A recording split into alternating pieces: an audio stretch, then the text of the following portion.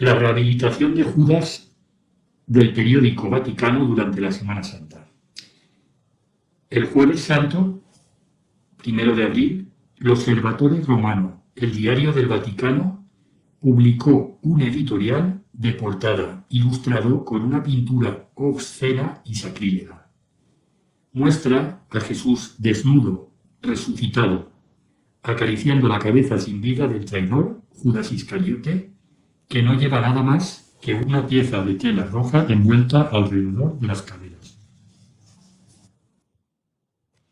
¿Quién es el verdadero protagonista del misterio pascual? El editorial de Andrea Monda, directora del periódico, afirma que durante la Semana Santa l'Osservatore iba a abordar personajes que emergen de los relatos de los evangelios en los últimos momentos de la vida terrena de Jesús. Monda dice que estaba perplejo por lo difícil que había sido elegir. Hay tantos personajes que abarrotan las páginas de los 4 evangelios, por lo que la elección no es fácil, dijo. Muchos de sus lectores, uno esperaría, estaban horrorizados por su elección. Porque hoy la elección ha recaído en la figura de Judas, el personaje más trágico y perturbador de los evangelios. Así, bajo el título general Destacados hoy, protagonistas del misterio pascual, Judas, el periódico dedicaba 3 páginas al traidor. El Viernes Santo, la misma serie protagonista rindió homenaje a Poncio Pilato, el cobarde y arrogante gobernador de la provincia romana de Judea. El verdadero protagonista del misterio pascual, el Cordero de Dios que quita los pecados del mundo, quedó fuera. En cuanto al protagonista del Sábado Santo, el periódico tituló El silencio del sábado y el anuncio de las mujeres. No hay lugar para María, la corredentora de la raza humana. Al igual que su divino Hijo, María Santísima fue olvidada. Ella, a quien honramos y veneramos como Nuestra Señora de los Dolores, ella con quien la Iglesia ha llorado durante los 1000 años, aquella a quien tratamos de consolar al rezar el Stabat Mater. En la cruz, cumpliendo su puesto, estaba la madre afligida, llorando junto a su hijo hasta el final. Así dice el Stabat Mater.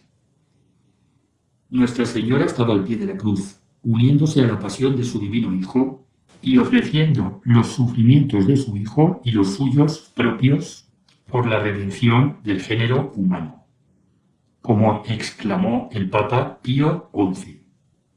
Oh Madre de Amor y Misericordia, que estuviste cerca de tu dulce Hijo al consumar la redención de los hombres en el altar de la cruz, sufriendo con él como corredentora. Una pintura obscena y sacrílega, un fruto de las meditaciones del Papa Francisco. La ilustración elegida para el editorial plantea muchas preguntas por sus connotaciones homosexuales. ¿Por qué se seleccionó este cuadro sacrílego y obsceno? El editor de l'Osservatore Romano explica: esta pintura es un fruto de las meditaciones del Papa Francisco reunidas en el título de 2018. Cuando reces, di Padre Nuestro. En el libro, el pontífice habla de Judas y la misericordia de Dios, citando el capitel sobre una columna en la iglesia de Vézelay, una foto de la cual colgó detrás del escritorio en su estudio personal. Un católico francés, leyendo esas meditaciones y sorprendido desde niño por la misma columna que representa a Jesús, el buen pastor, cargando a Judas muerto sobre sus hombros como la última oveja perdida, decide componer este cuadro y dárselo al Papa. Esta pintura, que publicamos hoy en la portada, se ha colgado desde entonces junto a la foto de Vézelay detrás del escritorio del Santo Padre, explicó l'Osservatore Romano. El Papa Francisco intenta rehabilitar a Judas. El Papa Francisco ha hablado afectuosamente de Judas en innumerables ocasiones dando a entender que el traidor se salvó, pero sin dejarlo claro, como es su costumbre. Como prueba, presenta un capitel esculpido en la iglesia abacial benedictina medieval de Saint-Marie-Madeleine en Vézelay, Francia. En el libro recién mencionado, el Papa Francisco vuelve a referirse a ese capitel y a la posible salvación de Judas. Después de decir que Judas se ahorcó, continúa, cita, pero hay una cosa que me hace pensar que la historia de Judas no termina ahí. Quizás alguien piense, este Papa es un hereje, pero no. Ve y mira una columna medieval en la Basílica de Santa María Magdalena en Vézelay, Borgoña. Los hombres de la Edad Media hacían catequesis utilizando esculturas, imágenes. En esa columna, de un lado tienes colgado a Judas, pero del otro está el buen pastor que lo carga sobre sus hombros y se lo lleva. Fin de cita. Además de sus constantes, directas y amistosas referencias a Judas, el Papa Francisco también ha citado al padre Primo Mazzolari, un sacerdote revolucionario que nació en 1890 y falleció en 1959, y que es considerado un precursor del Vaticano II. Andrea Tornielli, actual director del Dicasterio para la Comunicación del Vaticano, escribió en 2016 sobre un discurso que pronunció el Papa. Dice así: el Papa habló sobre un antiguo capitel medieval que representa a Judas de un lado y a Jesús cargando al traidor muerto sobre sus hombros. Don Primo Mazzolari pronunció un hermoso discurso sobre esto. Era un sacerdote que entendía bien la complejidad de la lógica del Evangelio. Ensuciarse las manos como lo hizo Jesús. No estaba limpio. Fue a conocer gente y aceptó a las personas como eran, no como deberían ser. Fin de cita, de Andrea Tornielli. Más adelante, Tornielli dice: el Papa Francisco citó una homilía sobre Judas el traidor, pronunciada por un pionero del Concilio Vaticano II, don Primo Mazzolari, párroco de Bozzolo, norte de Italia, el Jueves Santo de 1958. Pobre Judas, comienza diciendo el sacerdote, no sé qué pasaba en su alma. Es una de las figuras más misteriosas de la pasión del Señor. Ni siquiera intentaré explicártelo. Lo único que te pido es que tengas misericordia de nuestro pobre hermano Judas. Fin de cita. Esta no es la única vez que el Papa Francisco ha adoptado la opinión favorable del padre Mazzolari sobre Judas.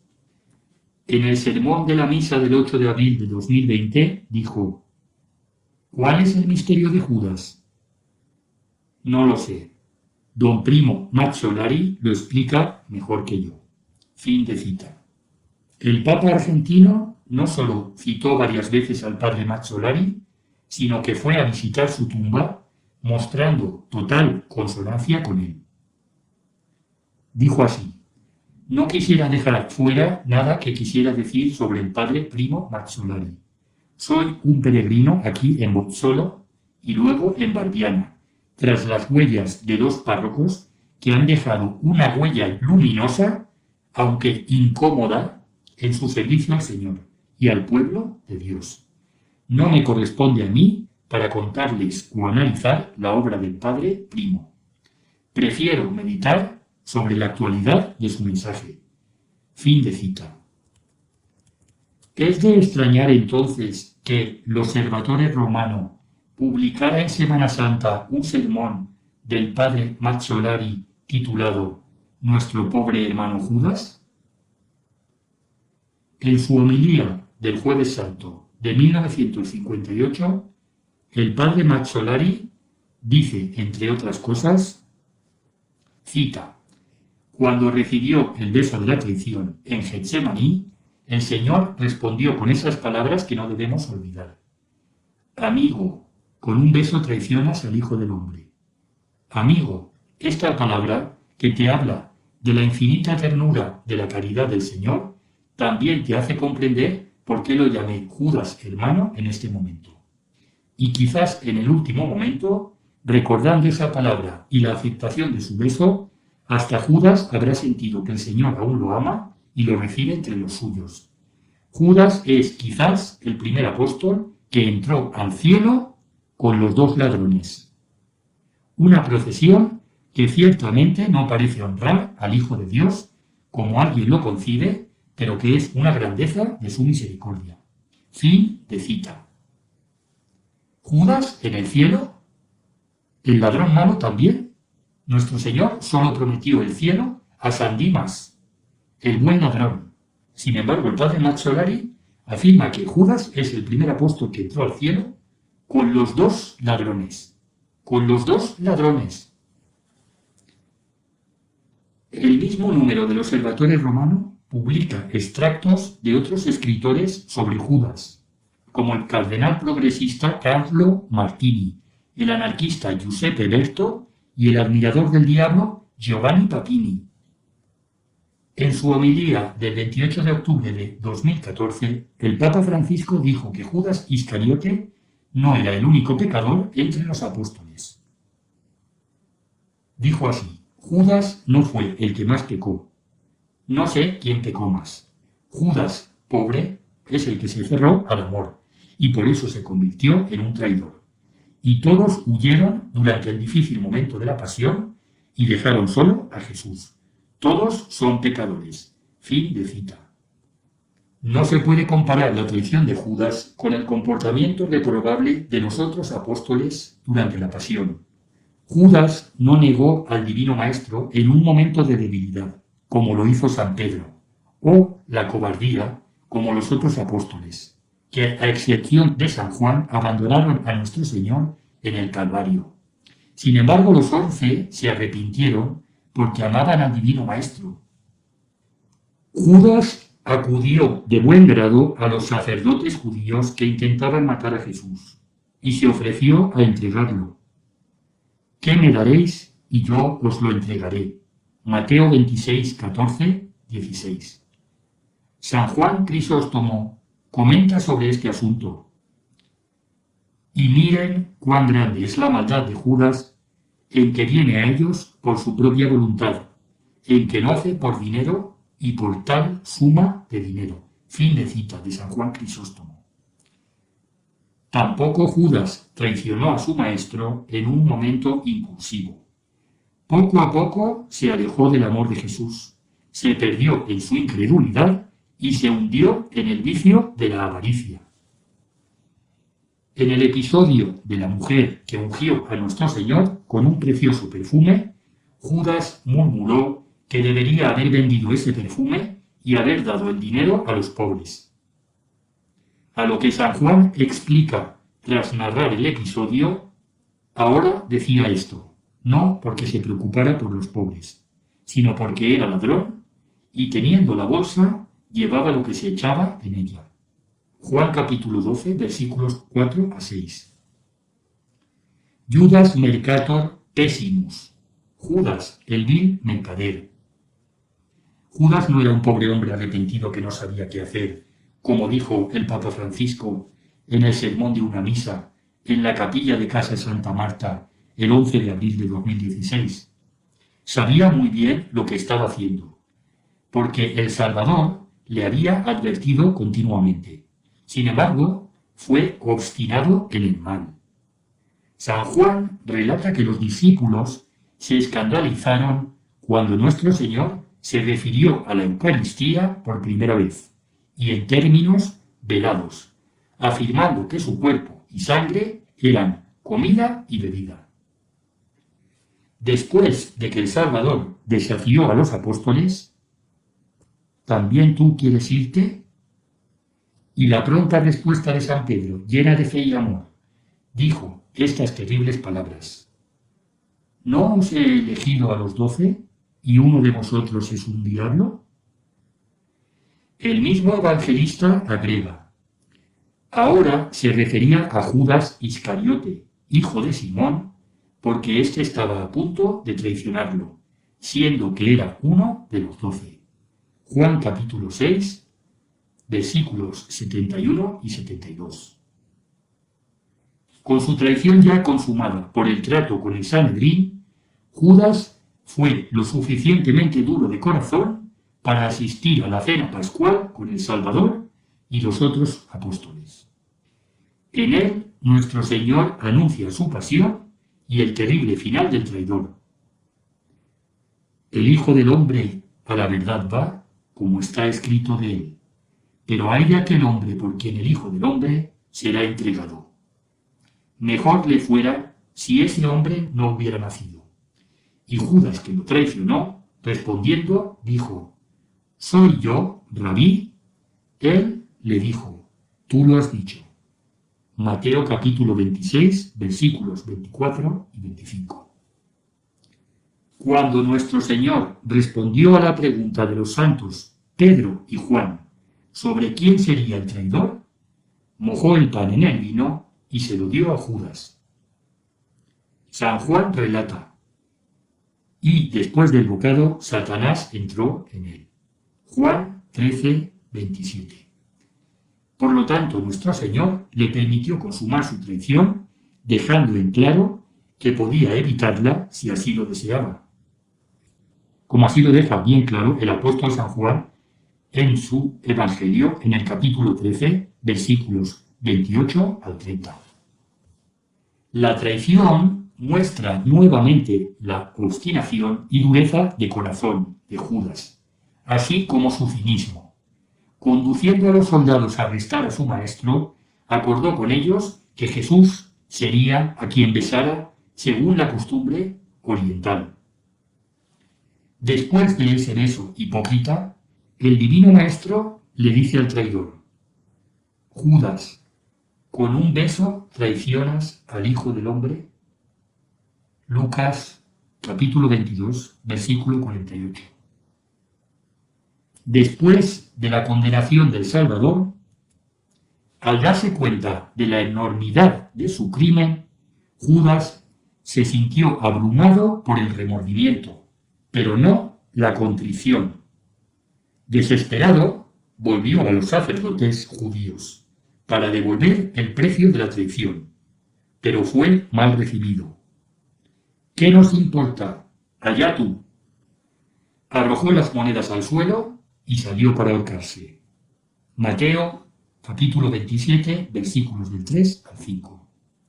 San Pedro completa las narraciones de los evangelios diciendo que se rompió en pedazos por la mitad y sus entrañas se derramaron. Hechos capítulo 1, versículo 18.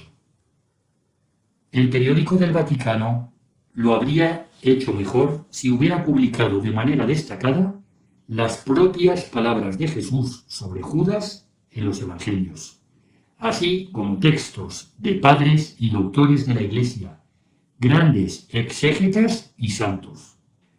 Todos dan fe de la constante tradición e interpretación de las escrituras de la Iglesia sobre la condena de Judas Iscariote.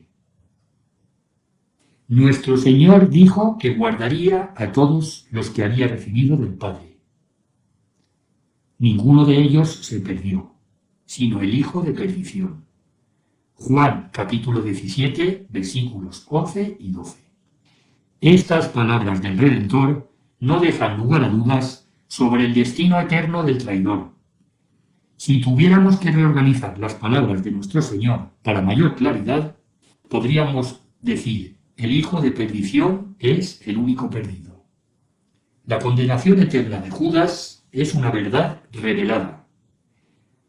En un artículo publicado en 2013, al cardenal Avery Deuce le resulta difícil negar la condenación eterna de Judas. Dice así: el Nuevo Testamento no nos dice con tantas palabras que una persona en particular está en el infierno, pero varias declaraciones sobre Judas difícilmente pueden interpretarse de otra manera. Jesús dice que ha guardado a todos los que el Padre le dio, excepto al hijo de perdición. Juan 17, versículo 12. En otro momento Jesús llama a Judas un diablo. Juan capítulo 6, versículo 70. Y una vez más dice de él: más le valdría a ese hombre no haber nacido nunca. Mateo, capítulo 26, versículo 24, y Marcos, capítulo 14, versículo 21. Si Judas estuviera entre los salvos, estas declaraciones difícilmente podrían ser ciertas. Muchos santos y doctores de la Iglesia, incluidos San Agustín y Santo Tomás de Aquino, han tomado como una verdad revelada que Judas fue reprobado. La misericordia de Dios es para quienes le temen. En el Magnificat, la Santísima Madre proclama: y su misericordia es de generación en generación para los que le temen. Lucas, capítulo 1, versículo 50. En el Antiguo Testamento, el Señor afirmó su misericordia para con aquellos que le temen, lo alaban y guardan sus mandamientos. Salmos 112, 17, Éxodo 20, versículo 6 y Deuteronomio 5, versículo 10. El temor de Dios, que es el principio de la sabiduría, como dice en Salmos 110, versículo 10, es una reverencia filial por la majestad infinita de la justicia divina, un deseo de no ofenderlo y de no romper con su amistad. En definitiva, el miedo filial es fruto del amor de Dios. Sin él no se puede adquirir sabiduría. Por lo tanto, es completamente absurdo atribuir la salvación de Judas a la misericordia de Dios, porque él no dio ninguna prueba de arrepentimiento o temor de Dios. Al contrario, devorado por un estéril remordimiento por su vil traición, se ahorcó desesperado. ¿Estamos viendo una rehabilitación cainita de Judas? Al defender a Judas el traidor, el hijo de perdición, durante la Semana Santa, ¿pretendía el diario del Dicasterio de la Comunicación del Vaticano transmitir un mensaje?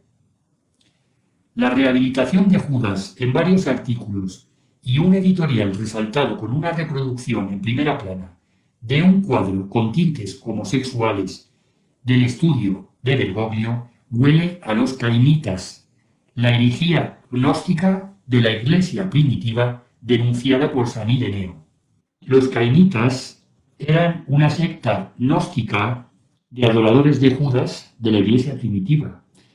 Hacia el año 180, San Ireneo, en Contra las herejías, en el capítulo 31, denunció esta secta gnóstica herética que intentaba rehabilitar a Judas Iscariote.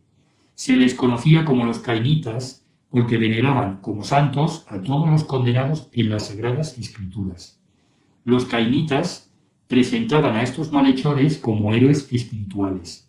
A Caín, quien asesinó a su hermano Abel, a los sodomitas, notorios por su depravación sexual, a Esaú, quien vendió su primogenitura por un plato de lentejas y luego juró matar a Jacob, a Coré, quien encabezó una rebelión contra Moisés, y especialmente al hijo de perdición Judas Iscariote.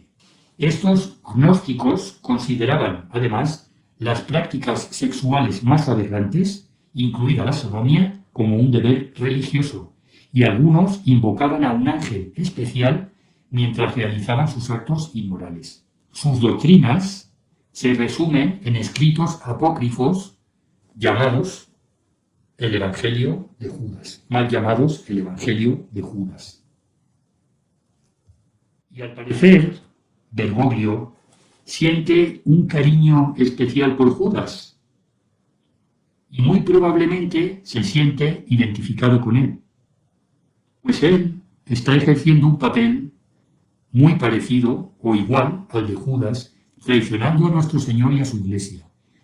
Y aunque tal vez no tenemos claro si cree o no en la existencia del infierno y si cree o no que todos se salvan, algo de miedo debe de tener por todo lo que está haciendo y necesita tranquilizarse, aunque sea inconscientemente, autoengañándose con que Judas se salvó y engañar así de paso a todos los que con él están ejerciendo de Judas, traicionando a nuestro Señor y vendiendo la Iglesia a las fuerzas del mal y los poderes de este mundo.